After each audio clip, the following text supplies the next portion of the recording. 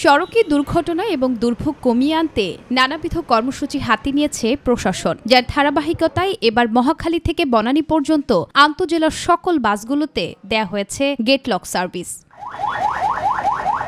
এই কর্মসূচি বাস্তবায়িত হলে জ্যাম কমার পাশাপাশি বাঁচবে মূল্যবান সময়, আর তাতেই খুশি যাত্রীরা। গেট লক সার্ভিস হলে আমরা অনেক খুশি। অনেক জায়গায় খাড়া হয়ে থাকে তারা যাত্রীর জন্য, সেই জন্য তো আমাদের গেট লক গাড়ি ভালোভাবে এটা কার্যকর হয় তাহলে আমরা অবশ্যই এটাতে সাধুবাদ জানাই। আমরা এটা আলহামদুলিল্লাহ অনেক খুশি আমরা। এটা আমাদের জ্যাম কমবে, যাতায়াতের ভাড়া সুবিধা হবে। গেট লক সার্ভিস হলে আমাদের জন্য অনেক ভালো হবে, মানে ভোগান্তি থেকে অনেক রেহাই পাবো আমরা। গতকালই সার্ভিস শুরু হওয়ার পর নিয়ম না মানার অপরাধে 23টি বাসকে জরিমানা করা হয়েছে, আর তা দেখে আজ থেকে সকলেই সুশৃঙ্খলভাবে মেনে চলছে গেট লক সিস্টেম। প্রথম অবস্থায় একটু সমস্যা হবো, 2-7 দিন 15 দিন পরে ঠিক হয়ে যাবে।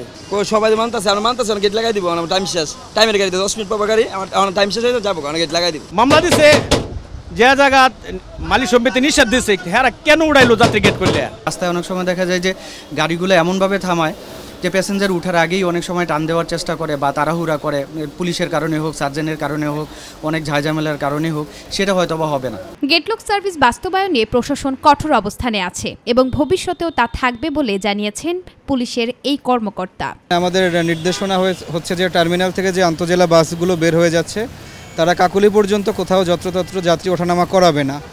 তো এই নীতিমালা বাস্তবায়নের জন্য আমরা গতকাল 23টি পরিবহনে মামলা দিয়েছি এবং আজকেও এই ধারাবাহিকতা চলমান আছে। তবে একটা ব্যাপার লক্ষণীয় যে একটি দীর্ঘদিনের অভ্যাস, সেটা পরিবর্তন আসলে একদিনে সম্ভব না। এর একটি সময় দিতে হয়, মানুষকে সচেতন করতে হয়, নিয়মের ভেতরে আনতে হয়, এজন্য কিছুটা সময়ের প্রয়োজন। গতকাল আনুষ্ঠানিকভাবে উদ্বোধন করা হয়েছে মহাখালী টার্মিনাল থেকে আন্তজেলার সকল বাসে গেট লক সার্ভিস, যেটি কার্যকর হবে মহাখালী থেকে বনানী পর্যন্ত। আর এতে খুশি যাত্রী থেকে শুরু করে সকলে।